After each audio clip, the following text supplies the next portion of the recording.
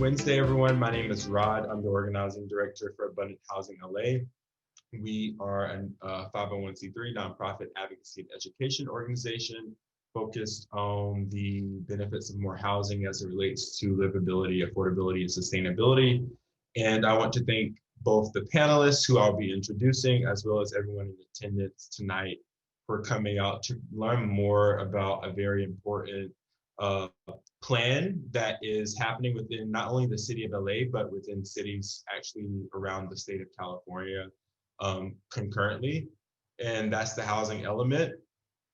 We have three very amazing people who I've been able to get to know in various ways since moving to LA this year.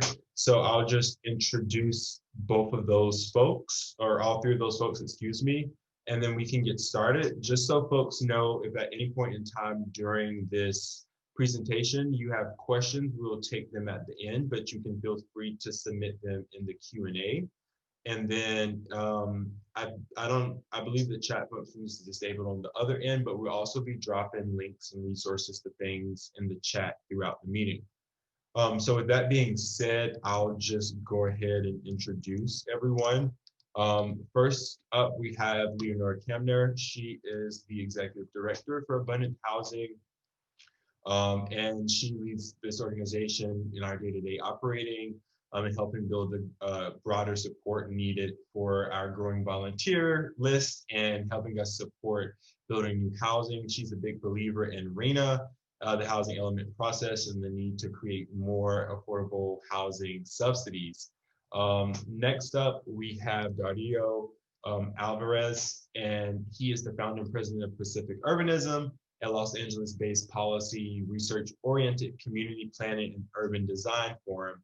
And then last but certainly not least, we have Greg Bonet, who is a staff attorney for public counsel. And public counsel is in that public counsel, he provides technical assistance to nonprofit, affordable, and supportive housing developers and works with community-based organizations to advance equitable development and prevent displacement of low-income tenants. And so tonight, the way we're going to present this, just so folks can know, Leonora's going to go, followed by Greg, and then rounding us out is going to be Dario. And then we'll have folks sharing their screen so that y'all can see their presentation.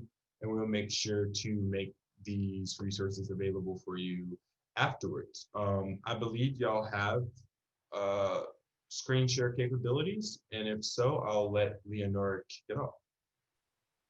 Thanks so much, Rod. Just sharing my screen now. Okay. So thank you. My name is Leonora Kamner. I'm executive director of Abundant Housing LA. And so I'm going to talk about creating an equitable RENA, regional housing needs assessment allocation for LA. You know, this is the plan for where the next 8 years of housing is going to go. You know, how are we going to plan for it? How are we going to think about it? What kind of goals are we going to have for that big housing number over the next 8 years? In LA, we are in a major housing crisis. In LA County, around 66,000 of our neighbors are unhoused. Around 1 million people are experiencing overcrowding, and 1 out of every 2 of our neighbors is rent burdened. And housing scarcity is a root cause of that. Over the past 30 years, Los Angeles stopped building enough housing to meet our needs. And while downtown and Hollywood have been building new housing in recent years, most of LA has not been building housing. And actually, some of those neighborhoods have a net decrease in housing, even though on this chart it shows how many housing units have been built. Like, for example, in Venice, because of the loss of many apartment buildings being converted into expensive single-family homes, there's actually been a loss of housing. So not only are we not building enough housing, we're actually losing housing. So why aren't they building housing? Apartment building construction is banned in most of LA, especially on the west side and in the valley in whiter, wealthier areas. And that's not a coincidence. That's very much an intended consequence, which of our historic policies, which I will discuss in a bit. And so this has resulted in a shortage of housing and fast increasing rents at all income levels, hurting Angelenos with low incomes the most. And in turn, that makes our rents very high. It gives us traffic problems. It contributes to pollution, homelessness, and importantly, racial and economic inequality. So how did we get to this place where we're not building enough housing? What are some of like the root causes of that cultural problem? Well, white supremacy embedded itself into our land use and zoning decisions. I'm sure everybody has heard of the term white flight. So that's really important for understanding our history of land use and housing decisions. Redlining was the practice of denying home loans to communities of color. On this map, for example, you can see that red areas were communities effectively banned from that financial assistance, and that this map is from 1939. So just to compare the green and the red area on the next map, you can see the language that's used for the exclusionary so-called desirable areas, and then the red uses some very problematic language to describe people as problems and as being undesirable. The good news, the housing element update is an opportunity to really address LA's housing crisis. How did we get in this situation with the housing element update? Why is it so important? Well, last year, SCAG, the Southern California Association of Governments, was tasked with planning for housing over the next 8 years.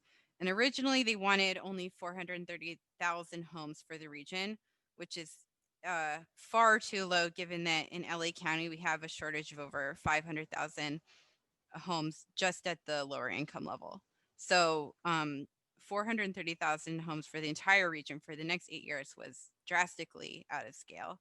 And also, they wanted to put most of that housing in places that are not realistic for housing growth.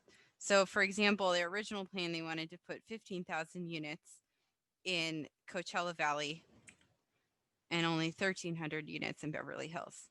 So you can see, what an environmental issue that would be, what a housing justice issue a plan like that would have been. Fortunately, thanks to the work of pro-housing advocates, last year, SCAG went forward with the coastal plan with a total RENA number of nearly 1.4 million, and most of that concentrated in high-cost coastal areas, as you can see on this map. And so the city of LA now has a target of over 450,000. Nearly 260,000 of those are required to be affordable. And just to compare, the total RENA last cycle was only 82,000. Importantly, in Beverly Hills, it was only 3 units last cycle. So that's how ridiculous the last cycle is. So this cycle is a big improvement. It's a really exciting opportunity for us to get back on track. And so under state law, LA must plan for that RENA number, the 460,000 new homes by 2029. And so we need to start thinking about how to plan for that housing in a way that advances equity and social justice and environmental justice. So we need to think about distributing that number to the city's neighborhoods. So Abundant Housing LA, it has proposed an idea of allocating the housing growth based on these factors: housing costs, median income, access to transit, access to jobs, commuting pattern, historical exclusion, and environmental quality. So really like encompassing a lot of really important issues and values into the housing distribution. So this plan would ensure that high income neighborhoods with good access to jobs, transit, and resources plan the most for new housing.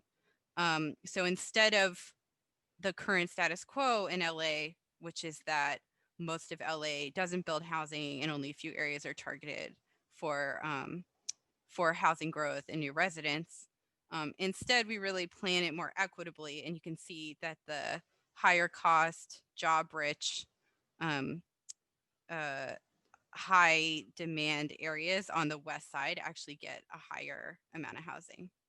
And this actually not only helps advance social justice, environmental justice, but it also helps get more housing units built, because it is putting the housing where it's desirable and appropriate for people to live. And so these are high opportunity neighborhoods with access to resources that are off limits to most people because of exclusionary zoning.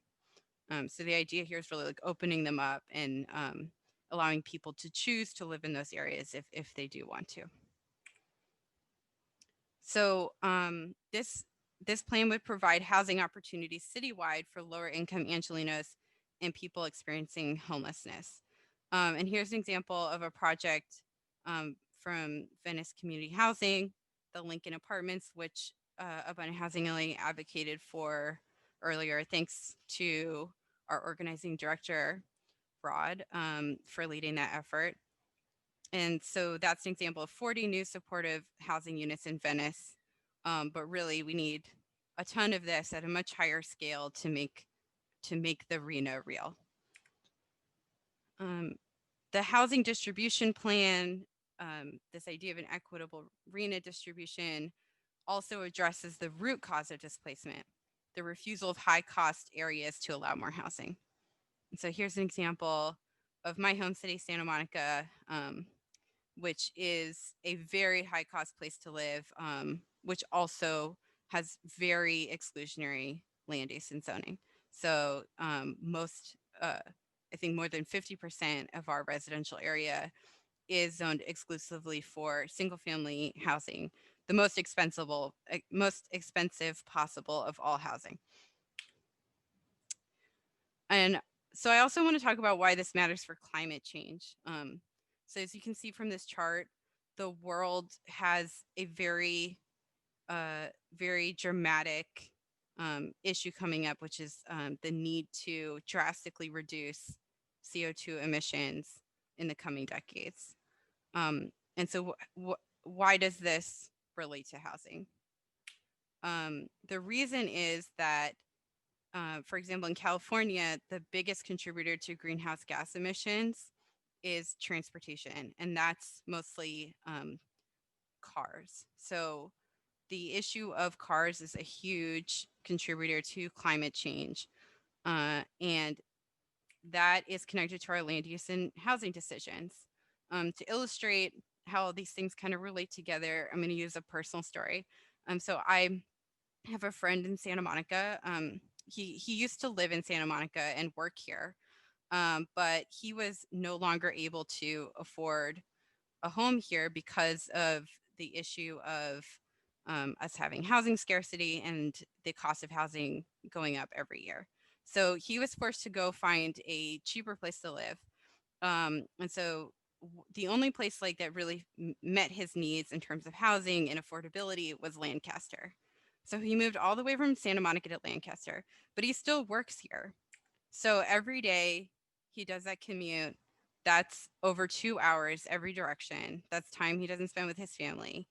And that's a ton of greenhouse gas emissions. Also, because neighborhoods like Lancaster, in order to accommodate that housing growth, they have to demolish natural habitats. So there's destruction of the environment involved with sprawl of this kind. Like the more that we grow our footprint as an urban area, the more environmental habitats have to be destroyed. On top of that, low density sprawl also is less efficient in terms of using energy. So living out there actually makes his day-to-day use of energy a lot less efficient. When he was living in an apartment building in Santa Monica, he was using a lot less energy. And then on top of that is the issue of fire hazards. Places like Lancaster, areas that are out in environmental areas, they face a much higher fire hazard issue. And again, this wasn't something that he did by choice. He was forced to move out there by necessity. he preferred a more sustainable, more affordable lifestyle in Santa Monica, but that wasn't made available to him. And our society has forced him into this situation that contributes to climate change. And then finally, I want to talk about how housing relates to climate adaptation, like how we're going to deal with the climate issues that we're facing in the coming decades. The high cost coastal areas that have exclusionary housing policies also happen to be the most environmentally appropriate places for people to live in terms of air quality, in terms of coolness, as we face rising temperatures and the climate over the coming decades. So by not allowing people to live in those areas, we're essentially saying that we don't care about their health. We don't care about, their access to safe, environmentally appropriate areas. And so this is really also connected to the issue of health, equity, and justice. There's also the growing issue of the fires in the state and fire hazards. By 2050, over 600,000 houses in California will be built in very high wildfire severity zones. That's if we continue with our current status quo and our current planning. But it doesn't have to be this way. Like, we don't have to plan for so many people to lose their homes and for such a dangerous, environmentally destructive situation. Instead, we can move our housing growth away from the wildlife urban interface where there is this fire issue, and we can move it into our urban areas and cities that are currently zoned for only like the lowest density of housing, which is single family housing. And we can instead plan those areas for more apartment buildings, for more people, and really move those people out of those fire hazard areas. And then finally, I just want to leave everybody with this fact, which is that scientific research actually shows that granting Indigenous groups formal rights to their lands is one of the most effective ways to support sustainable forest management and conservation. So I do just want to connect this back to the importance of Indigenous groups having rights to their lands, and that this is actually a more important issue for us as Angelenos as we face climate change. So thank you so much. Find out more on our website, abundanthousinglA.org, and stay updated. And that's the end of my presentation. Thank you.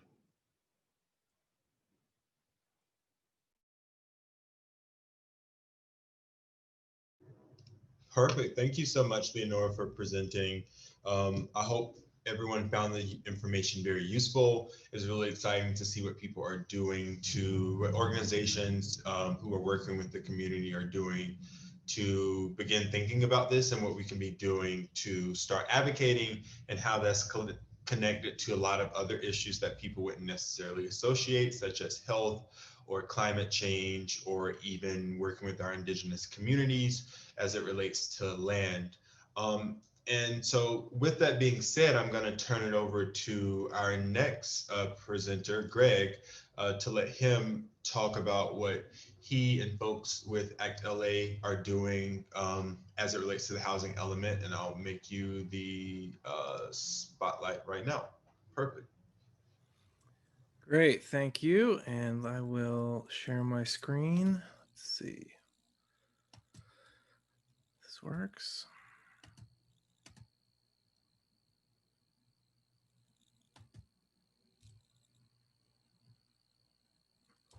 All right.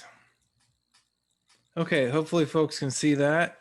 All right. So as Rod said, my name's Greg Bonet. I'm a staff attorney with Public Counsel.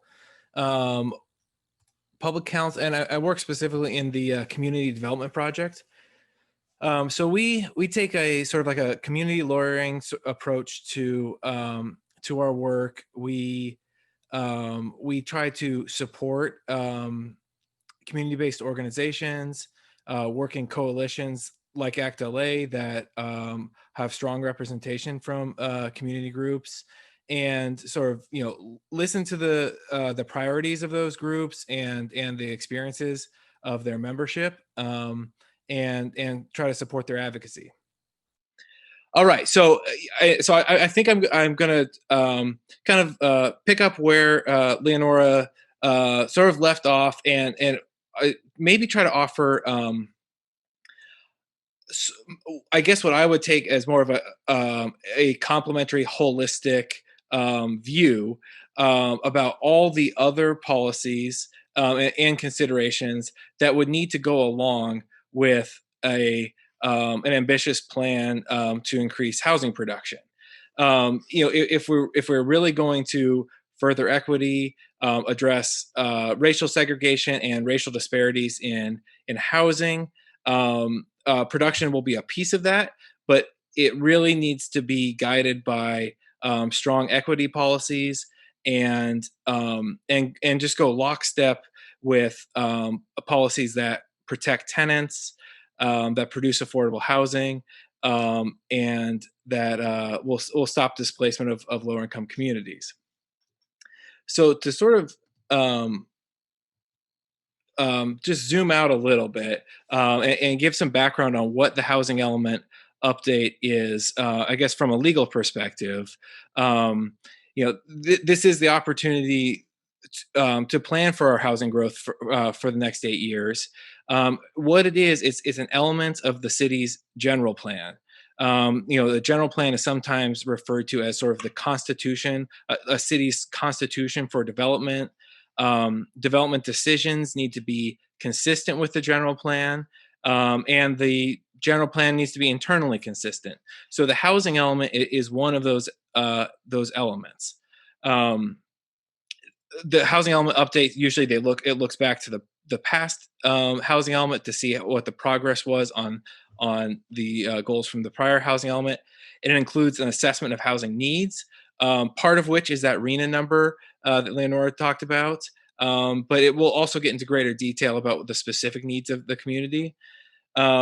Looks at the constraints on housing production, and it will include a large variety of programs that are meant to preserve existing affordable housing, remove constraints to production, and it's a legal requirement that these programs affirmatively further fair housing. The housing element also includes an inventory of sites that are available for housing production, and that inventory of sites needs to have adequate capacity to meet the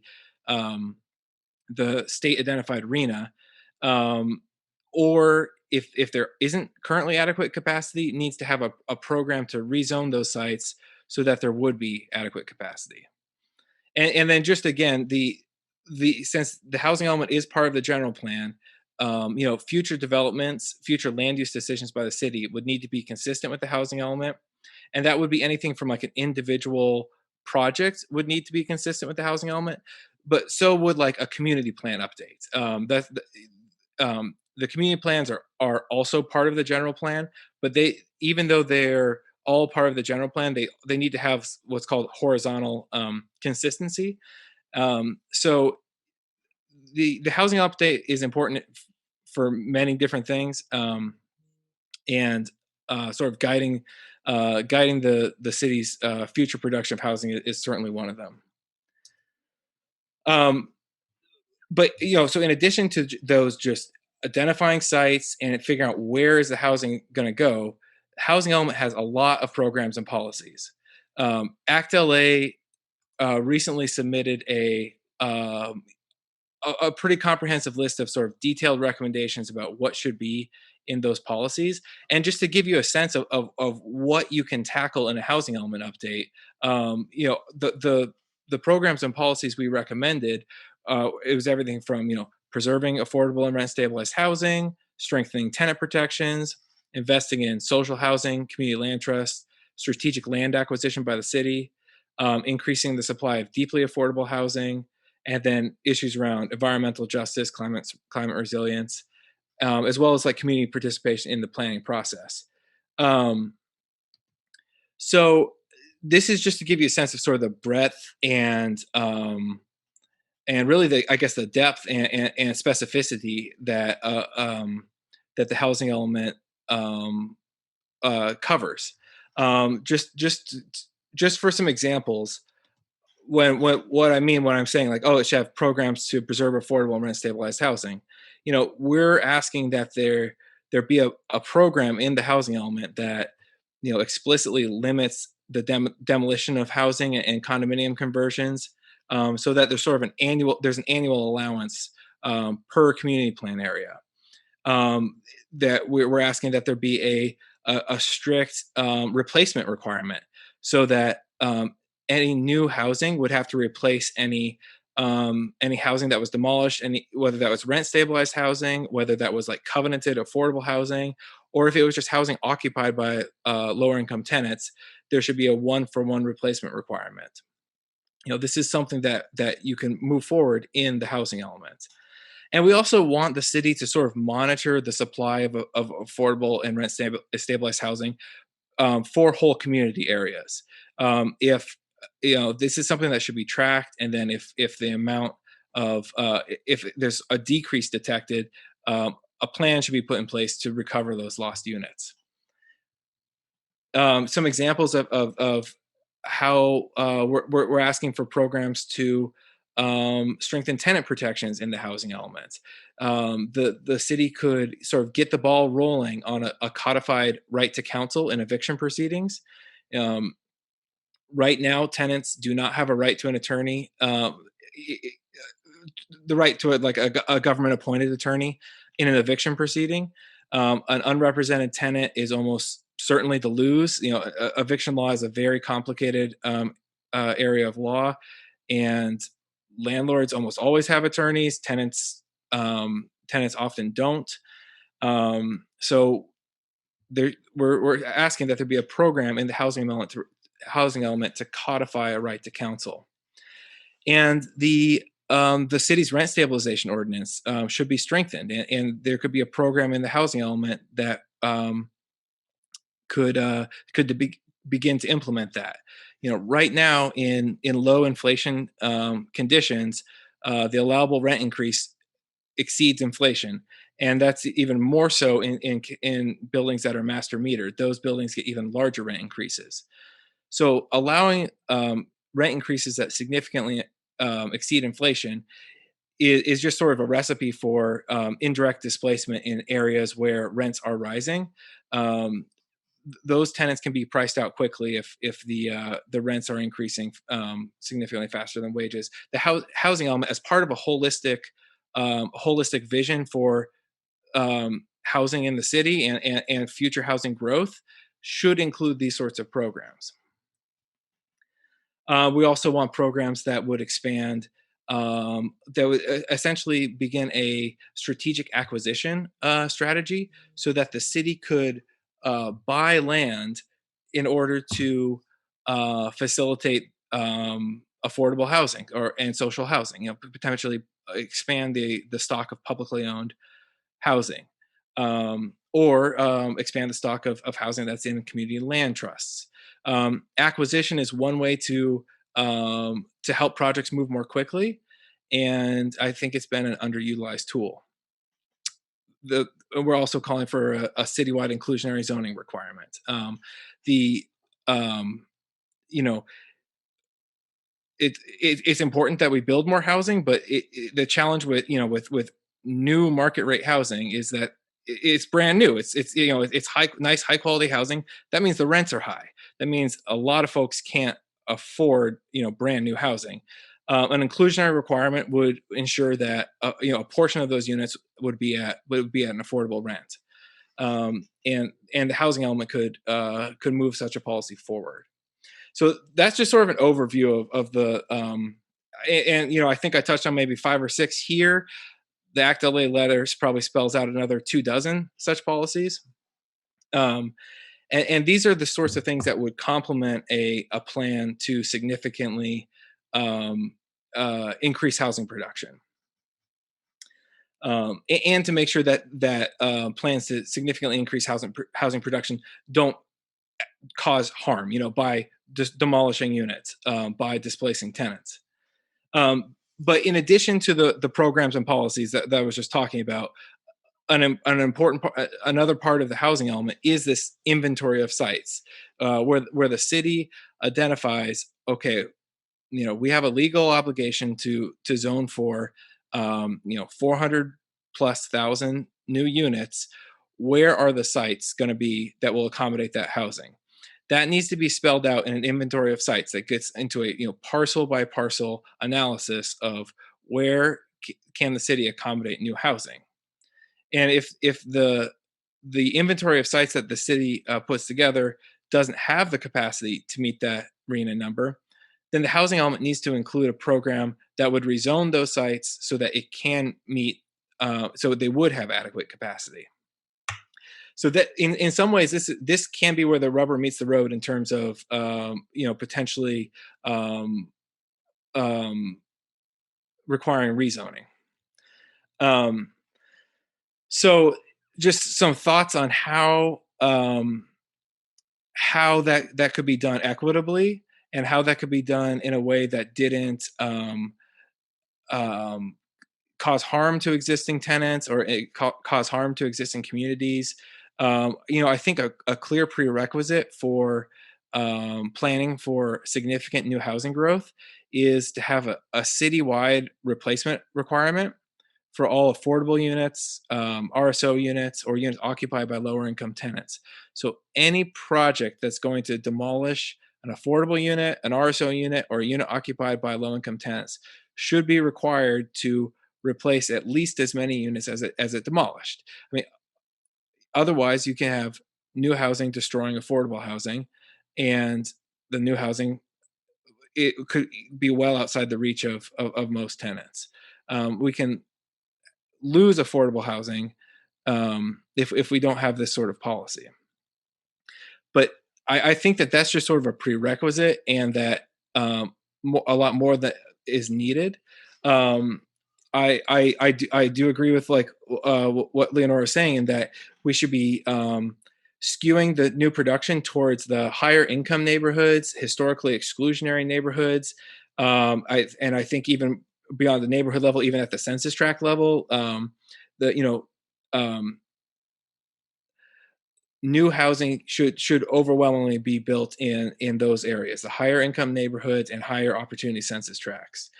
To the extent that upzoning is required, it should be paired with a value capture. If zoning on a property is increased, that's creating a lot of value for the property owner. And like I said earlier, new market rate construction, those rents are typically well outside the reach of most tenants. So a value capture mechanism, which would basically say you can build a larger building here, but it needs to include affordable units. Those will help meet the really acute need for affordable housing, and an inclusionary requirement could do something similar. And I think another really key piece here is that sites where tenants are living should not be upzoned. The city should not do anything that creates incentives to redevelop a site where someone's currently living. This is essentially trying to protect tenants from the very real risk that their housing could be demolished and they could be evicted. In a situation where rents are increasing and neighborhoods are gentrifying, oftentimes when someone's evicted, obviously that's an incredibly traumatic experience and incredibly disruptive. But it's almost a double eviction in a situation where there's gentrification and rising rents, in that not only can you be pushed out of your home, but you could be pushed out of your community, potentially even outside of the city, because there's nowhere affordable that you can find. So making sure that as we're planning for new housing, we're not creating incentives to destroy existing housing with tenants, I think is an important key. I'm not sure if I'm over time or if I went too quickly, but that is my sort of overarching spiel here, and I'm definitely happy to looking forward to the conversation where we can sort of dig into all this more. Sorry. Perfect. Wrong thing. There it is. Okay. So thank you so much, Greg, for going over what is obviously a very comprehensive list. You covered a lot in like a short amount of time that you were given. So just want to give you big props and ups for that. And now I'm going to turn over to Dario, who is going to do something that people like to always know about with these things. What is it going to look like? We probably all hear that a lot. So I'll turn it over to him, and he's going to kind of talk through the visualization piece, and then we'll transition into Q&A. Thanks, Rod. So I'm going to start with a slideshow and then end with one of the recent tools that we've developed, and I'll kind of skip over some of the things that have already been touched on by any others. The SCAG RENA target has already been mentioned. The percentage share by income bracket is something that folks may know about, and this may differ from neighborhood to neighborhood, but in general, it's about half of all of the homes in the RENA allocation that are below moderate income, and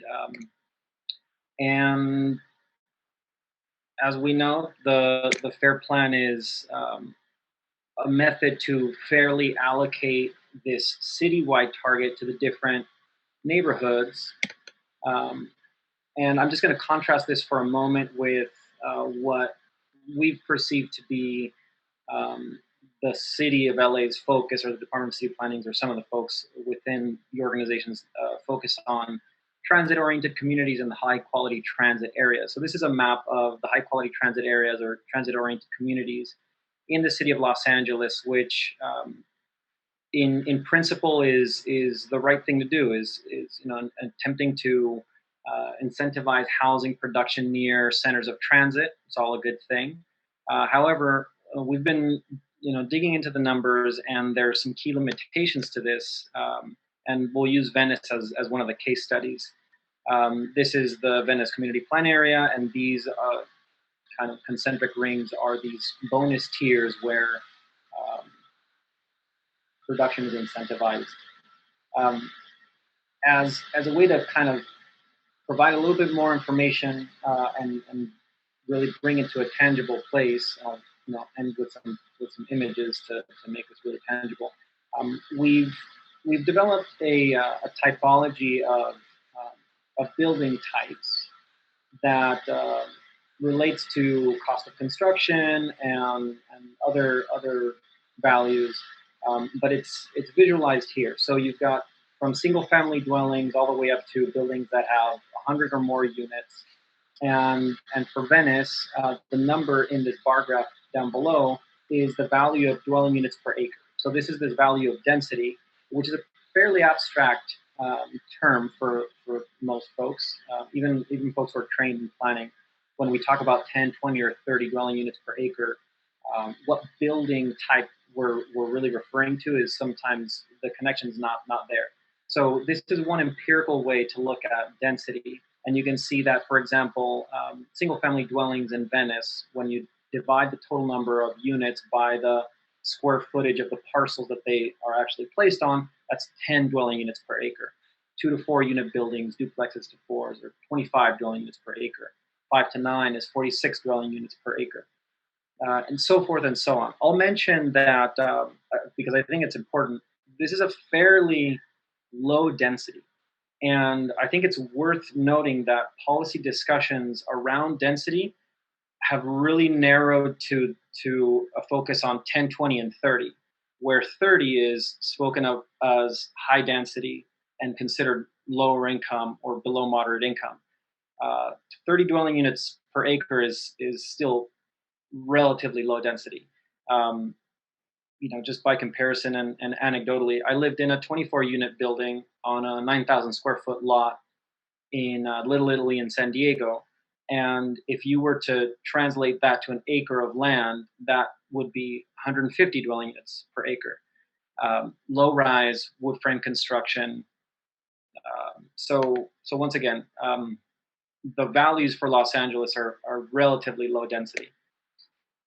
Another thing to note about Venice and the city of LA as a whole, in the city of LA, Venice is generally a microcosm when it pertains to the housing stock and the distribution of housing stock and the peaks of when development occurred. This graphic here generally follows the one that Leonora showed earlier for the city of LA, but this is for the Venice Community Plan area. So what you see here is the entire housing stock in the Venice Community Plan area, all the housing that remains today. The x-axis is time, so every column is a decade. And the y-axis is total dwelling units. The color coding is this typology that I've mentioned to you, where it may be small for folks to see on the screen, but the gray is single-family dwelling units. So all the area that's gray is the total volume, total dwelling unit count in that building type. And I think what's interesting to note is that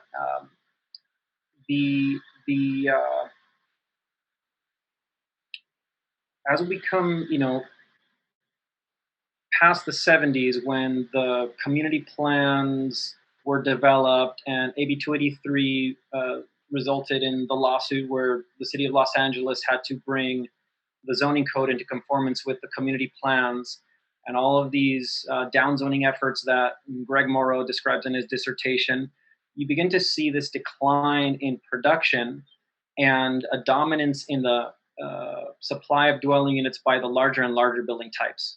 So if you notice this spike in the decade of the 2000s, this blue spike or the 100 plus dwelling unit spike, it resulted in about 1,000 dwelling units supplied in Venice. It's kind of, the last substantial supply of dwelling units in Venice. So we looked into this further. Where are these located, and what kind of buildings are they, and who built them?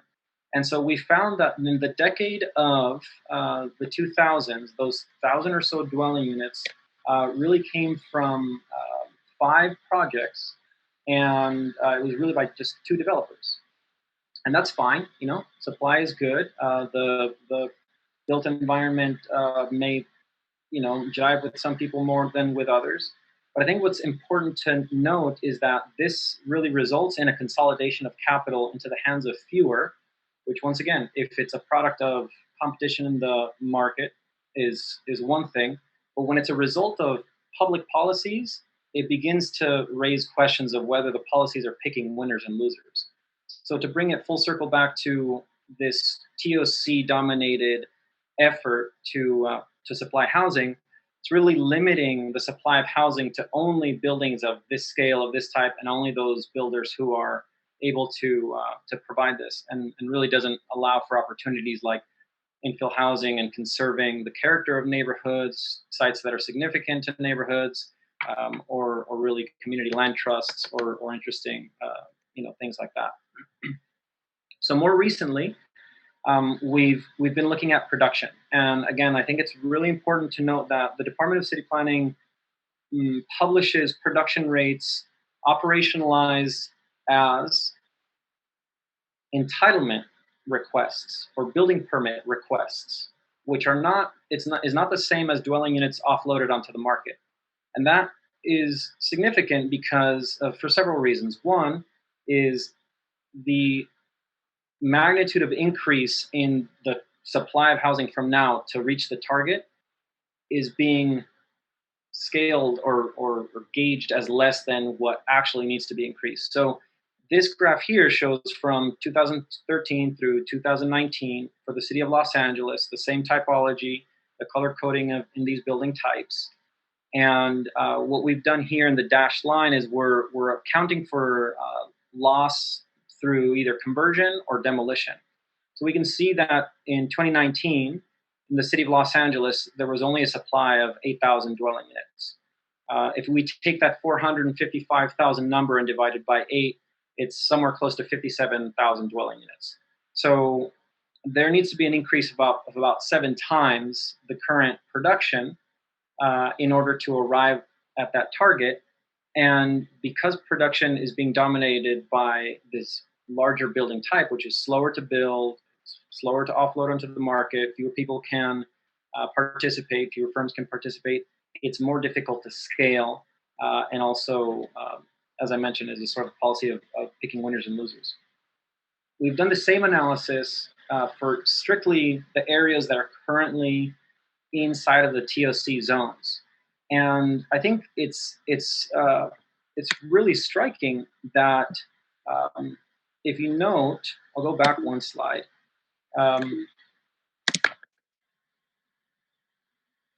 8,000 units produced in 2019 in the city of LA as a whole. 7,600 of those units are in TOC zones. So not only is production very, very low, it's almost only occurring in these TOC zones. So that's not a success story. That's sort of like, well, the best solution being offered is just a drop in the bucket. If we look at the types of buildings that are being produced here, these 100 plus types, the big blue category, and we take the count of just those types, the production would need to increase by 13 or 14 times in order to arrive to the target. So to just once again make that tangible, in order to arrive to the target for housing under a single building type like this, we would need to see 14 more times the construction of these towers that we see. So think of when you're driving around Los Angeles and you see these towers being erected by cranes, you would need to see 14 times that in order for us to be on track, which raises a number of questions. So we've been looking at what this means in terms of actually achieving the goals in various communities, and Venice as a case study. And this is a visualization of that. So we take the target that's allocated for the community plan area of Venice, and we focus, we analyze what mass would be required if that development was focused in the TOC zone alone. We assume a 50% development rate in the residential land, and then we take the rest of the volume and place it in the commercial land and just let it balloon as tall as it needs to be in order to arrive to the volume necessary to provide for those dwelling units for the community. And what results is buildings that are 230 feet tall. So by contrast, in the Marina del Rey, the tallest building that's standing there today is 170 feet, which is, as I said, the tallest building there. These would need to be 50 feet taller, and they would need to, dominate the commercial districts there, Abbot Kinney, Main Street, etc. As an alternative, we've been looking at another land use plan, a rezoning program, whereby all residential zones are allowed to return to an approximation of what they were prior to their downzoning. So this in across Los Angeles, many communities were downzoned, have been downzoned in successive community plan updates, and so if we return some of that those development rights to those parcels, and in this visualization we're looking at taking 50% of the residentially zoned parcels, allowing for 50% lot coverage, and removing front, side, and your rear setback requirements and parking requirements, that the same volume that's visualized in the red before can be achieved between 30 and 40 feet in height. Now, another thing I think that's important to mention about this is that this isn't a proposal. What this isn't is, it's not a proposal of the mass or the form the community should take. This is an exercise in looking at what volume is necessary to actually arrive at that housing target. And so this begins to be really feasible to see that we can actually fit these homes in an infill fashion into many of our communities, and respect some of the significant sites. So we've been holding focus groups with interested community members in Venice who are, who have really coalesced around the issues around the First Baptist Church, some of you may know about, and the land use that has really led to the loss of a lot of community resources, and tying the housing element update and the community plan updates with the issues that the community is facing, to ask the question, which type of development is more aligned with the goals of the community. Each community has different goals, but for some folks in Venice, it's the options are, they can be considered when the visualization is there and it's really made tangible. Again, for reference, in 1958, this was the zoning map on the left in Venice. And if anyone watching is unfamiliar with kind of color coding for land use density, the darker the yellow, orange, and brown, the higher the density of residential, the higher the residential density that's allowed. So you can see that every part of Venice, every neighborhood in Venice has been downzoned to some degree. And Greg Morrow's dissertation, is now faculty at UC Berkeley, he details that for every community citywide, the city was reduced by 60% of its capacity circa 1960. So we've been working on land use plans or community plans, the rezoning program to arrive at these housing targets, and this is it for Venice. And once again, to try to make it really tangible. We break it down when we talk about these targets that are in the tens of thousands or hundreds of thousands or even thousands. Some folks can be apprehensive about whether it's feasible, whether it's within reach, what kind of changes that would mean to the built environment, the character of their communities. So when we break it down to a census tract level, the numbers are actually really reasonable. When we break it down to a block by block level, which is generally how people perceive their neighborhood and block level, we're looking at the Oakwood neighborhood here. And I'll just kind of, cut to the chase. There's generally 45 blocks in Oakwood, and that would translate to 12 dwelling units per block per year. So that means that if 12 single-family dwellings added an accessory dwelling unit, they'd be on track to reach this 2029 target. If 6 properties added a duplex somewhere on their property, that would be on track. And this, by the way, also includes subdivision. As Greg, I think, pointed out, very importantly, the loss of housing is something to be avoided. So subdivisions are an option. Infill housing is an option. The accessory dwelling unit ordinance is a good model. Although in the coastal zone, parking requirements really hamstring its use, and that's maybe a separate discussion. But this is, just again to kind of leave folks with some of the tangible work that we've been developing with the Venice community, with some members of the Venice community. These are the types of visualizations of the kind of upgrades that could occur when people are planning for their own community. Uplifting the alleys or kind of upgrading the alleys as these circulation spaces that are really significant to the members of the Venice community is one thing here, and this is all part and parcel of these goals. So we've developed a rezoning program for all 35 community plan areas in the city of LA that have residential zones. So that's, there's 37, but we omit the harbor and LAX. We don't have residential zones there. But each of the rest of them can really do their part. And when we drill down into the densities, they're fairly tangible. I think the city as a whole really only needs to average the 5 to 9 dwelling unit type to arrive at the target. So there's buildings in the higher range and buildings in the lower range. I just kind of need to give that counterpoint because there's some horror stories folks put out there about what would happen. It's actually pretty tangible. And lastly, before I jump into the tool that we've been developing, we've been printing 3D models of this in sections that can be switched out to show both versions of this and calling out the significant sites that community members have indicated to us to again allow community members to really tangibly participate in decisions along these discussions.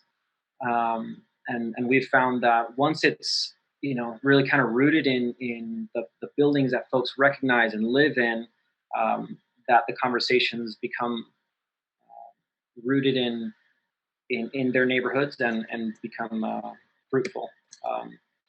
So this is one version. This is the other version. Same neighborhood and local land use policies. So here is one version of this visualization that we've been developing for community members in Venice. So this all these buildings in blue, or the masses in blue, represent the totality of, well, the share that corresponds to the Oakwood area. So the share of the LA Fair Plan's target for Venice that corresponds to the Oakwood area. This is one approach. Right now, same volume. Folks are saying that they can't see what you're sharing, so, Dario. Oh no. The whole time. Let me see. I think just since you've transitioned into this document, okay. Let me see if I need to change. You have to share the new window, they're saying. Share the window, got it. Give me 1 second, please. Yeah. If you stop, oh, there it goes. Okay, so just for reference where we are. So you've got Los Angeles, and as I mentioned, we've been studying the volume of various metrics: residential floor area, dwelling unit count, but also volume to accommodate the targets in the LA Fair Plan. And this is the portion that would correspond to the Oakwood neighborhood in Venice. This volume in blue represents the 2029 target having been met. And this volume in red is the same quantity, but limited to the TOC zones alone. So these are the 230-foot tall buildings that I mentioned earlier. And once again, this the option may be preferable. One may be more preferable to another. Everyone can have their sort of position on things. But when policies are limiting development to only these zones and legitimately attempting to arrive at the targets, and there's only 2 developers who in the whole decade of the 2000s participated in the supply of the majority of the dwelling units there, it really starts to beg the question whether the policies are picking winners and losers, 1, and 2, whether the rates of development can actually be scaled up to reach the targets by 2029. And so with that, I think I will give it back to the panel. And perfect. Let me take you. Wow, this is always so hard to. And Ron, let me ask one question. I don't know if you're going to do a question and answer, or if there's any opportunity as well for any kind of questions among the panelists as well. Yeah, I mean, if you want to submit your Q&A, obviously we want to give preference to the audience, but if you want to drop in the Q&A an actual question, we'll answer that one as well. I don't want the folks to think I'm putting them to the side. I need to now, figured it out. Sorry, I could not figure out how to stop. Sorry, Dario. You may have to cut your video back on. Apologies, I accidentally cut it off. So now that everyone is back, thank you all for presenting to us tonight. It was nice hearing about not only how we're thinking about where we're thinking about putting the housing, but how that housing can look and who's going to own it, both the housing and the land. So I think, this was like a lot of information, I'm sure, for a lot of folks to take in at once on a Wednesday night, but thank you everyone for bearing with us. We already have a few questions both in the Q&A and in the chat. Gonna just ease us into some of the questions. Some are hard-hitting, some are not. I never like to start with the hard-hitting ones right away. But we have a really nice question, an amazing question. I believe the name pronunciation is Riza or either Reza. Forgive me for mispronouncing. And they wanted to know their resident physician at UCLA. And a lot of the issues we talked about tonight are both areas that relate to, designing a healthier LA that moves out of just thinking about housing, but also social determinants of health, which is not necessarily a quickly growing topic of conversation, but something that has been entering the housing discourse a lot lately.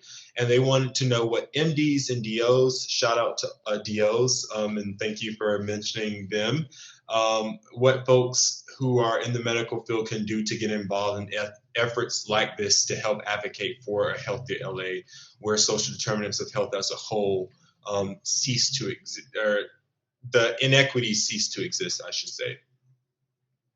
And y'all can all answer it. Y'all can take it in any order. I'll let y'all kind of dictate with that.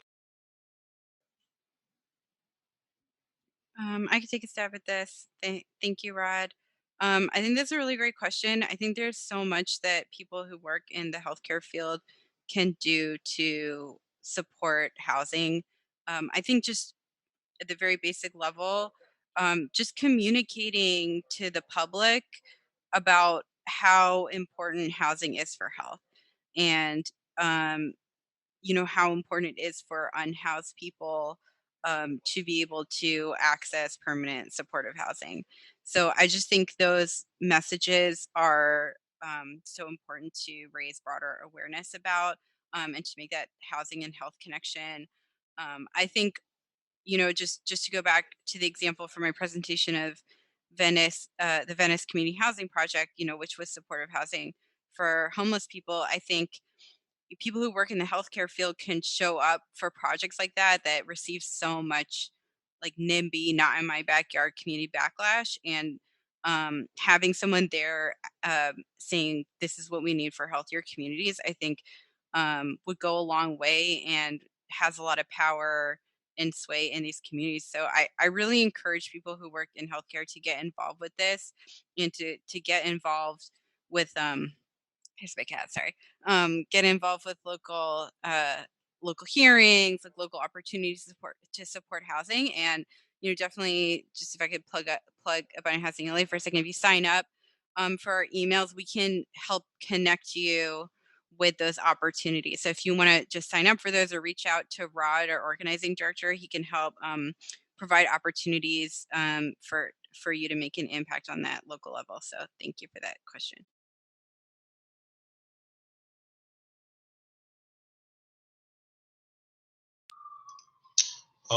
Thank you. Did anyone else? If not, I have plenty of more to get through. I'm gonna jump to a more fun question. Thank you, Leonore, for answering that. We have a question from Matthew. I believe this is directed at Greg, but as always, others can feel free to chime in as well. The question says, when you propose preventing upzoning in areas with existing tenants, it sounds like you're suggesting that upzoning should exclusively occur in single-family zone areas. Matthew wanted to know if they were understanding the question correctly. And if this is the case, then how is that compatible with the need to reduce our carbon footprint by concentrating housing around public transit? Greg, if I could just jump in here, I'm sorry, I don't mean to dominate this, but I just wanted to provide a little support for what Greg was saying here, because I actually have a map up from Climate Resolve that I think really addresses this. So you can see, if you can see this map, again, thank you to Climate Resolve for this, but this shows how much single family zoning is around transit stops. So like I said in my presentation, 75% of Los Angeles is on single family. So I really think there's so much space here. There's the single family areas, there's the parking lots, there's unused commercial space or underutilized commercial space. So I think it's very clear that we have the space and the land, especially around transit, to accommodate all this housing without replacing or displacing renters or replacing the homes that they live in currently.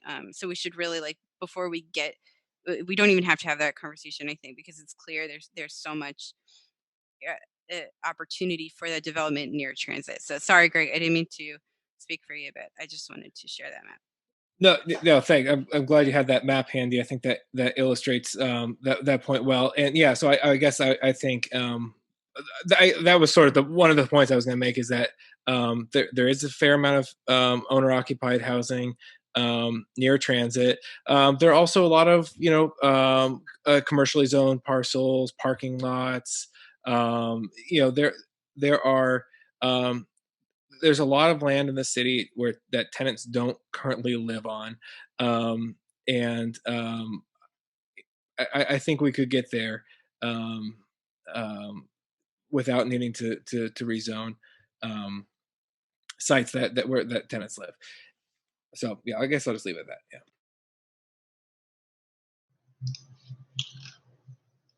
Perfect. Oops, sorry. Oh, sorry. Okay, y'all just have to get closed out. So thank y'all for answering that. Another question for all of us as advocates from Christian, sorry. With ambition goals to increase housing production, how do you address stark NIMBYism? For those who don't know, NIMBYism is not in my backyard. It's typically just folks who are opposed to building any new housing.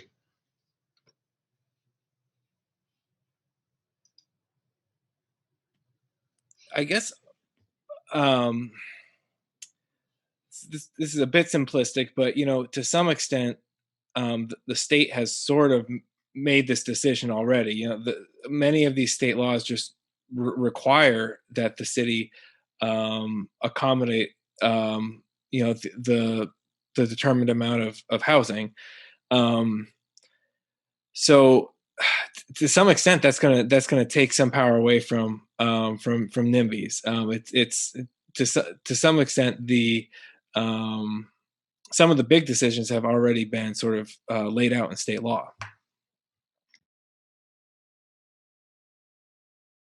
Hang on, I'm sorry. I don't want to pretend that NIMBYism isn't a problem, and I think it may be most acute sometimes when it's NIMBYism that is playing on like stereotypes and animus around around people with disabilities, around mental illness. I think like supportive housing providers still face opposition from, it's usually like a very few but loud sort of NIMBY opponents, even though the projects are broadly popular, but a small number of people can cause problems. So I'm not to dismiss the issue of NIMBYism. It is certainly still a problem, particularly for housing where NIMBYs can come at it with based on like stereotype and animus. But I think for this big picture, like how are we going to zone for the hundreds of thousands of units that the state has determined this region needs? Much of that has just been determined by state law. I think if I could just add to that, I think also just the work of advocates and like individuals to just push back where they can. Maybe it's not even at a hearing. Maybe it's like if you're in your office and you hear maybe some like anti-housing um, terms or ideas, or like exclusionary or racist ideas, even just maybe like taking the opportunity to educate people on the housing crisis, and how housing is actually a positive thing for for all of our communities. Thank you both. I just want to also make a plug that tomorrow, if you're a person who wants to fight against NIMBYism, there's going to be a PLUM, the Subcommittee for City Council related to Housing, Land Use, and Zoning, a hearing tomorrow related to trying to ensure that the city ensures that every neighborhood builds housing. And so I'm going to just drop a link to that in the chat because NIMBYism is a very pervasive thing. If anyone's on Twitter, you saw that some people just turned down housing for the unhoused folks, despite the fact that their son was someone who's unhoused. That did not even convince them to allow it in their neighborhood. So as y'all can see, it is a very deep-rooted thing. Thank you both for answering that. A question for Dario is, you talked about this some in your presentation. You know, you're talking about capital and owning. And I think around the nation, and certainly here in LA, we're beginning to see talks around community land trust, social housing, all of these topics. You know, this was included in the ACT LA letter that I shared earlier in this meeting. And I wanted you to touch on that a little bit more and explain what you were referencing when you were talking about how public policy allows for certain people by design to maybe potentially have more access to the ownership versus not with the two different models you showed. Yeah, thanks for that question, Rod. And I'll actually kind of address the previous question as well and try to tie the two together. Really quickly on the issue of NIMBYism, it's really complicated. It's sort of like racism in the sense that it's systemic. The issue is not only that we can talk to our friends and neighbors and change people's hearts and minds. It's that systems have been cooked into the policies, and whether people care a lot or a little, if the policies are limiting or driving a direction for decisions to flow, the hearts and minds discussions can't really go far enough. So the downzoning efforts that have occurred over the decades, over the last 50 years, have in essence been a codification of NIMBYism, successful ones. So we can talk to our friends and neighbors all we want, but if the codes are still cooked in that fashion, the results of the home building industry will really just follow what's the path of least resistance. And I say it's like racism because recently we had a discussion on discrimination in housing. It's not overt. It's that there are options that are more available to certain groups than they are to others, and that is perpetuated generation by generation, and therefore there are social determinants of health and health outcomes that are different in one location and another to another.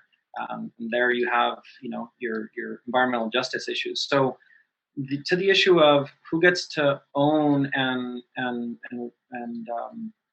what this has to do with these policies, let's just take kind of the desirable to some outcome of a community land trust where folks organize and they pool their resources and they begin to acquire land and make it available to their community at rates that are affordable to the community.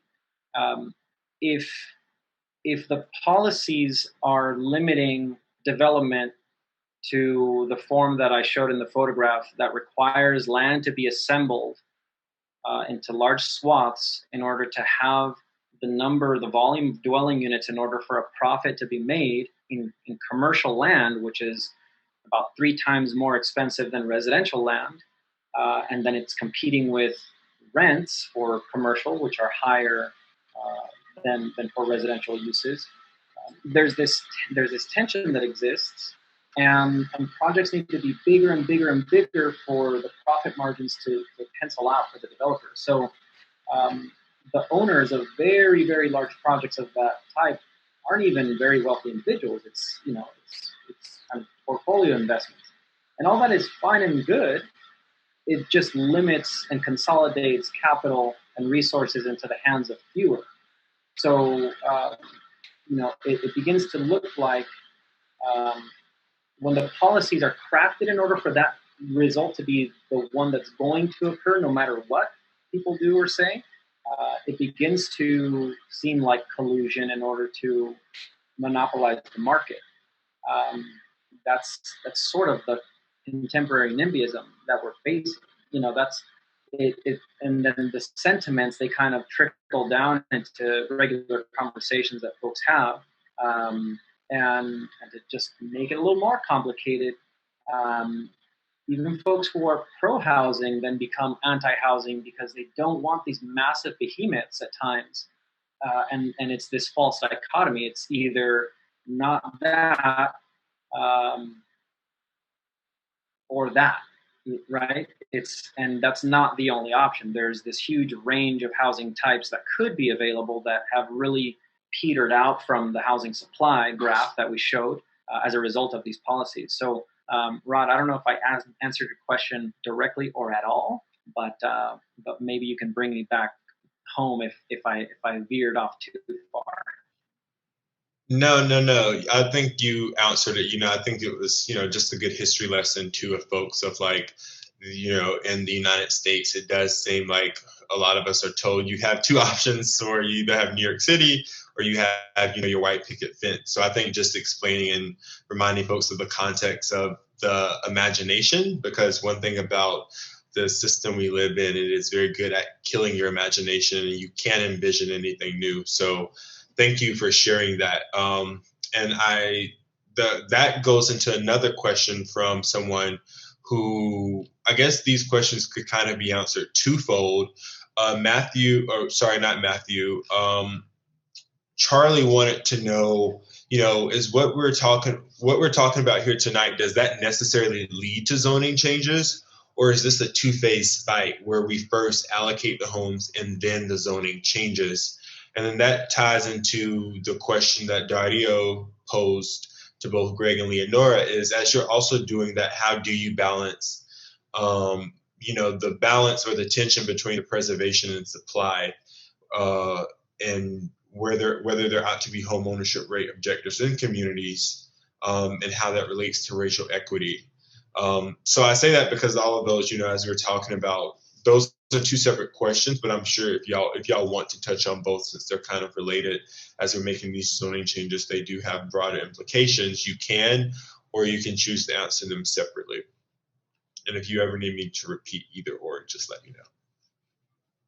And I'll toss it over to Greg to, discuss. Maybe I'll take the easy. What I think is the easy part of it. I mean, my understanding, and I could be wrong, but my understanding is that typically that the housing element won't change the zoning, but it may include a program to rezone. Usually, it would happen with, I think the requirement, so it happens within 3 years. So I'm pretty sure that's right. There might be some situation where the housing element technically changed the zoning in some way, but I think in terms of when we talk about changing the zoning and sort of the ways we've been talking about tonight, I don't think that the housing element itself would do that. It would likely be a program to rezone. So 2 steps, yeah. Yeah, I think that's right. But in addition to that, if the the FAIR plan would involve down the road the rezoning in the 3 years, like Greg is talking about, because the city of LA doesn't have the existing zone capacity where the FAIR plan allocates housing. So if the city is not able to accommodate all of their RENA with the existing zoning in their housing element, then they have to do that rezoning within the 3 years, basically. So so that's sort of like the relationship between the housing element and what we're talking about, and then the rezoning. So they're kind of like separate stages and separate steps, but they are connected in a way. So so it's definitely important to pay attention to all of those stages and think about them. And then just like the second question from Dario, thank you for the difficult question. But I mean, I think the housing element is a really good opportunity to do the balancing that you're talking about, because you know, like unlike maybe other housing policies, we're talking about a set number of units, right? Like we're talking about a housing target. And so I feel like it's really easy to find that balance, because if you don't put it in one place, then the city's going to be required to put it in another place. So I feel like there's less tension involved with that, because you know, if it doesn't go where there are existing renters, then there is confidence that the city is going to be accountable for putting it somewhere else. Um, and so I think the housing element is just a really good opportunity to think like holistically, kind of like what Greg was talking about, is like taking this like holistic picture of housing and like balancing all these different issues with like accountability at the end of it.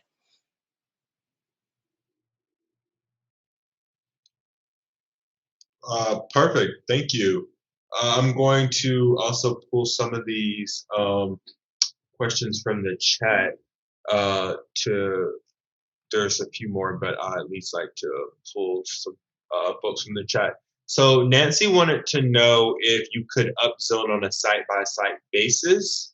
In general, they like to see more upzoning from single family to fourplexes, for example. So is it possible to do a site-by-site upzoning, and is that a good or bad thing to do? Yeah, and I'm suspecting that maybe that question was in response to me saying, specific sites should be excluded from upzoning. So I mean, you can rezone on a site by site basis. That the city does it all the time. It's not always best planning practice, and so I guess you probably. But I think you can sort of be consistent with doing sort of neighborhood or community um, um, zoning that's sort of done at a higher scale, that is conscious of the context it's in, while still excluding sites that tenants live on. It would be something like, okay, these blocks would be appropriate at this zoning, and then you just take out all the sites that tenants live in. So I think you could implement that in a way where the vision was not a site by site vision, and it's merely just the ineligibility would be on a side by side basis. That's one way you can do it. I think there are probably many others, but yeah.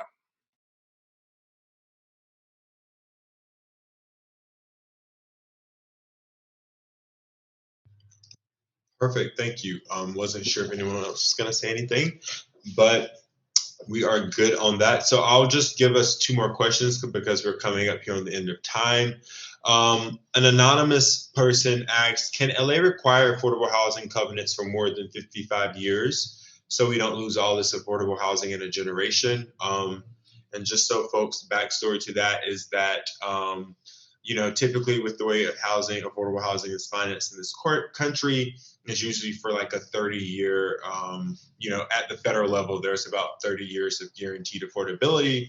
And then, of course, some localities go even further. So that's just what this person is asking about for folks who don't know. Is it possible in LA to do more than 55 years? And then in addition to that, can we require inclusionary zoning where the affordable housing portion is forever so we don't have to deal with expirations? Yeah, I mean, you can certainly do more than 55. Sometimes you have to be careful about, like, if a state program, if a development is using a state program that sets it at 55, maybe in that case you might be stuck with 55. But I think the county has an inclusionary ordinance. I think they went with 99 years on the affordable units. Other models, like obviously public housing, can be affordable forever. Community land trusts can be affordable forever. So there's lots of different ways that we can get affordable housing, and and we can certainly preserve that affordability beyond 55 years. Yeah. Yeah, can I add there? It's probably a good opportunity to introduce the term naturally occurring affordable housing, which is used to describe units that are that don't receive subsidies. So they're affordable to the income groups in question by virtue of their price, and usually comes down to size. They're at a size that sets their price point. But I think it really raises this broader issue of just how much of a shortage there is. I mean, there is. That's a rabbit hole I'm not going to go down. But yeah, there's like Greg said, 100 ways to skin a cat. Perfect. Thank you. The last question related to this, just so folks know, is there's a lot more. Unfortunately, we cannot get to them all. We got through most of them, thankfully. But the last question is something that I'm sure a lot of people have a lot of different opinions to weigh on, which is, how does Recode LA play into this conversation? There's a lot happening in the city, as all of y'all know, around various plans being updated and zoning being updated. And it seems like the city's just updating everything, new decade, new everything that comes with it. So someone wanted to know, Joseph wanted to know, how does Recode LA play into this conversation that we've all been having tonight? I'll give a peripherally informed kind of position on this. So one of our fellows actually went on to work, has gone on to work for the Department of City Planning, and is in the Recode LA division. And I stay in touch with her, and she describes to me their efforts. It sounds not related to the housing element. It sounds like it's sort of just happening at the same time, but not really dovetailing with it. From what I understand, it's this. It's kind of several parts, but one, it's like a reclassification of all the zoning classifications for the city, which to me sounds like it's going to be one heck of a transition to a new language in the zoning classification for the code. But that aside, the city of Los Angeles, to the question, I guess, kind of dovetails to the earlier question of, can zoning occur on a parcel by parcel basis? There's a term that's used to refer to this, which is spot zoning. It's a pejorative term. It's not regarded as a good thing. It's sort of like zoning is supposed to be for areas, but then you pick and choose parcels, and you give individuals, usually with greater influence, who have gone through some entitlement process, the ability to deviate from the zoning. And in the zoning code in Los Angeles, a lot of that is codified in an ordinance, and it gets a Q condition in these brackets. So you'll have the zoning classification with a Q at the end, and you'll look it up, and it'll tell you exactly what was decided in this ordinance. The Recode LA effort is sort of absolving all of the Q conditions and cooking them into the new code, which to me sounds like such a daunting task, just with the volume of parcels that there are in the city, and how many Q conditions there are to go into each one and take what it is allowing and then cook it into the code. But once again, to clearly answer the question, I don't think they're very related at all, from my peripheral understanding of them. I'm not an expert in this either, but I think so. I think that's basically right. It's a separate effort. I do think that it might help to the extent that I think it will create a more flexible zoning code. So where, like, for example, like the use restrictions about, like, okay, what kind of uses can happen here won't be as tightly coupled to the form requirements. So in a lot of cases right now, if you want to build a bigger building, usually that also means you get to do other things in that building.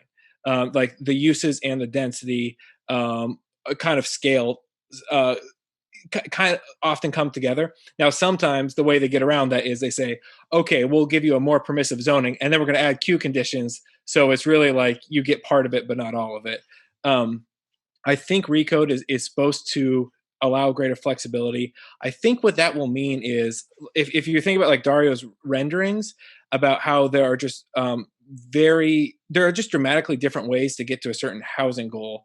I am hoping that the Recode flexibility will that we can basically just use that flexibility for you know, more iterations about like how we're going to get there, and that so I think maybe it relates in that way.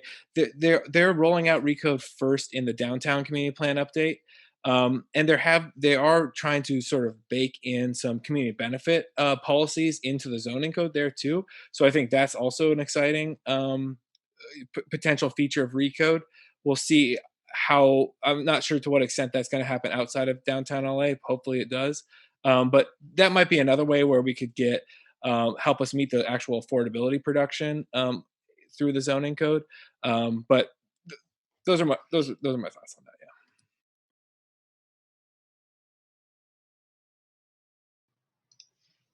Yeah. Anything? Oh, didn't know if you were going to add anything, Leonor. Nope. Okay. Thank you all so much for coming tonight. This was so nice. We appreciated each and every one of you who attended and, rocked with us to the very end. These conversations can not always be the most exciting for some folks if you are, not necessarily a person who wants to sit around and talk heavy into the details.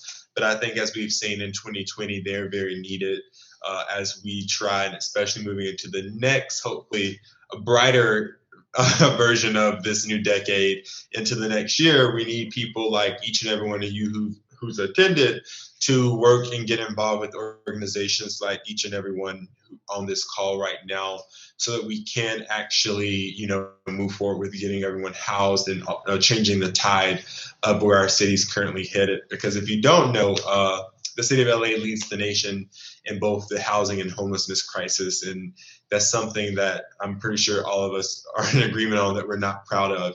So again, just want to say thank you to each and every one of you. I hope everyone has a good night, a great week. Enjoy your holiday season and stay safe and masked up. Thank you. Thanks, everyone.